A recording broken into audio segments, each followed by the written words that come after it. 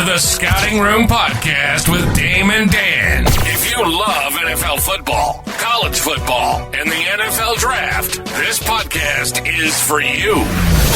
Touchdown! Dame and Dan will provide real analysis featuring analytics and film to back up their takes. Please sit down, grab your drink, and let's scout.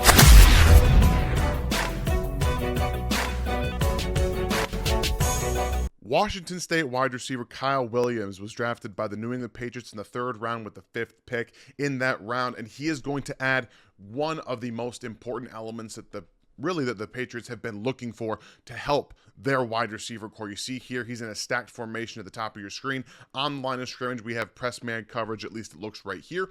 And you see one of the most important aspects of his game, really the fundamentals of getting into playing wide receiver, are at the release point against press man coverage. You're being able to manipulate, right? So you get a little bit of a hesitation step in that release. Then he uses his right hand, swim over, really more of the arm over as he's releasing to the outside right here. Again, kind of press to the line of scrimmage, boom, right hand comes over, stacks, releases upfield, right? Uses that speed to create separation. And also, you see what he does create underneath for his other teammate right there. You've got multiple defensive players with eyes that went to Kyle Williams initially, right? You got three, that gravity, that we call that defensive gravity, guys that take attention from the defense and go other way. So you see that space underneath that he's created. So really, at the release point, the start of playing wide receiver, if it's not a block, it's what you do at the line of scrimmage. And again, Kyle Williams, one of the best release players, if not the best release player in this class. A bunch of different moves he's got to be able to win outside, inside, using his hands. It's very hard to press him because he's so quick, uses his shoulders very, very well, dips in and out. But again, you see here, that little diamond just right there, boom, he gets square at the line of scrimmage, and he's already into his stem by the time that DB has caught up to him. Now, we always hate to see some referees getting in the way, but here he's got to make a decision to go under or go over. And because it is a rollout play by the quarterback, he's coming to this direction. It's not easy for this to become open for the quarterback, right? He's not the best quarterback in the world, so he's got to move with his quarterback there. And this throw gets behind him. He is open, but again, you see where some of the schematics of the offense do play into a part of.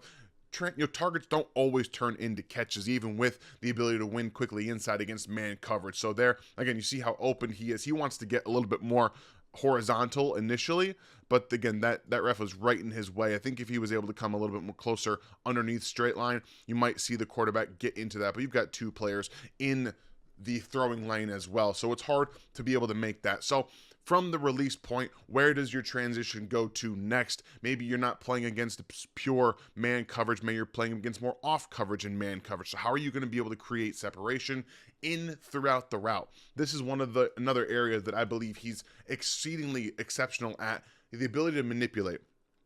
He's able to do a really nice job of attacking the safety here to get to the out route. When you are playing against inside leverage defenders, right? You got an inside leverage defender here, and he's trying to run an out route. He wants to get out here, right? He doesn't really know in terms of where the DB is going to go right off the bat, but he knows he has to get outside versus that inside leverage, right? You want to continue to create more and more and more space for yourself. So he's going to attack inside to initially right here. So he does a nice job again attacking where the safeties are going to be. To go towards the middle of the field, get this defensive back, this corner, to open his hips to the middle so that you now have the upper hand, because you're not going to be open to one side or the other. So attack here, sinks, stops, right? Sinks and stops and goes right by. The ability to sink hips and explode through your routes, right?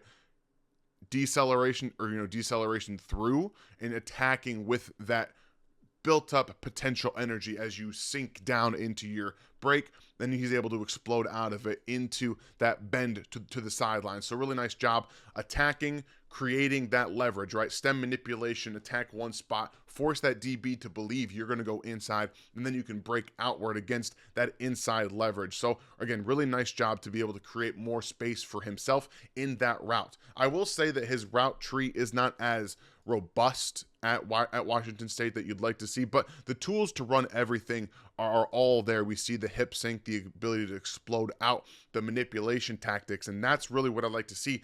Something like this, right? You're not going to be able to do the exact same thing every single time, but when we see deep threats, he's a speed guy. He ran a 4.4 at the combine, 1.5 10-yard split, 36.5-inch for 9 and 11 broad. Speed dilation is important, right? You want to lull some players to sleep, but all the tools to be manipulative inside that first 10 yards are all there for Kyle Williams. And what we mean by speed dilation is just really speed variance, right? You don't run every single route at 100 miles per hour. And right here, you see he just kind of jogs off and then he explodes past that DB. That's what you want when we're talking about speed dilation, to be able to do that underneath and down through the route, just kind of toying with your different speeds. But what it does is it allows him to be one of the most successful deep wide receivers in college football last season. What we saw from Kyle Williams was, again, just that. In terms of where he stacked up against all the other receivers in college football on deep targets last season. These are per PFF, so take them with a grain of salt. That's why we're backing this up with the stats and really the film to show you what he does. It's more speed dilation here, but on those deep targets, he had 14 receptions, which was the 5th most in college football. His catch percentage was 58.3, the second highest. Contested catch rate at 77.8, which was also the second highest in college football. You see here, he does a nice job of tracking that football over his shoulders. And then yards per route run on those deep targets, 18.9. And then which is second, and with 6 touchdowns added. So we see that speed dilation come through. Right there again, he's got inside, he knows that he's going to the outside, right? But that speed dilation forces a little bit of hesitancy from the corner, and then he's already opening up right there, but he's backing up towards the middle of the field, giving Kyle Williams even more space to work with to the sideline. Doesn't have to be all wide up at the sideline, but you see him attack the DB, force him back to the inside, track that football over his shoulder, come down with that touchdown. So he's got smaller hands than you want to see for a wide receiver, specifically because lower than 9-inch hands aren't great. It does lead to a little bit of concentration drops and drops in general at times. But what you like from Kyle Williams is that even with those smaller hands, they're strong at the point of attack. When you have a 77.8 contested catch rate on those deep targets, it not just plays into your hands, but timing.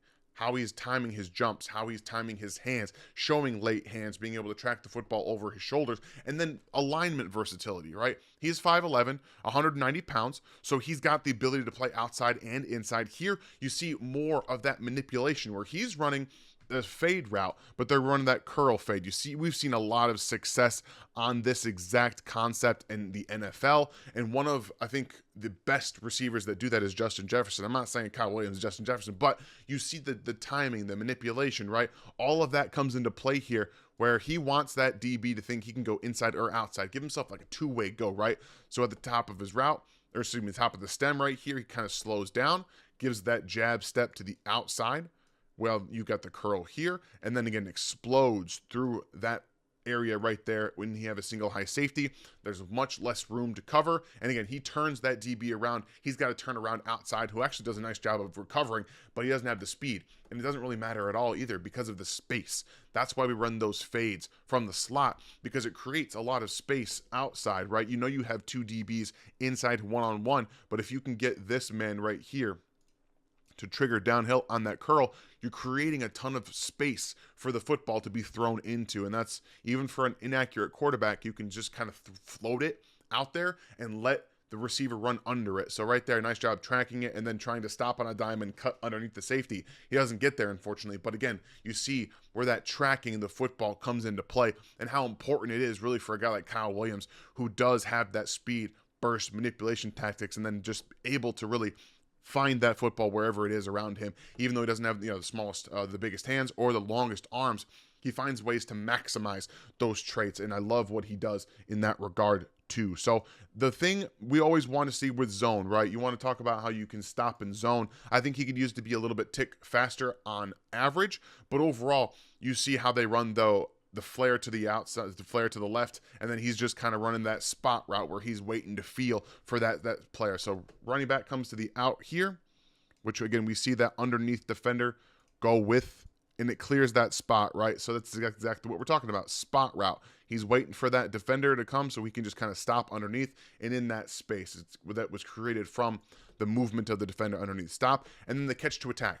One of the more important aspects of yards after catch is being able to transition from the catch to the yards after catch to the movement, catch to attack speed. We see a lot of guys move into yards after catch when they don't have the football in their hands, and you see those turn to drops. I think Kyle Williams, again, can be more prone to drops simply because of his smaller hands, but in terms of yards after catch and transitioning, he does a very good job. Again, you see here, he knows that based off of where the defense is pre-snap, he can turn to the outside and get more speed and get into space better. So right there, again, safety attacking there, he comes underneath, breaks a tackle, breaks another one. He's actually deceptively tough runner after the catch as well. You love to see things like that from a smaller receiver. And then at the end of the day, he does a lot of the schemed up touch stuff as well. Wide receiver screens with that catch to attack mentality that we talked about. You're able to give even more, split defense here, use that initial burst acceleration to create more space and yards after catch as well.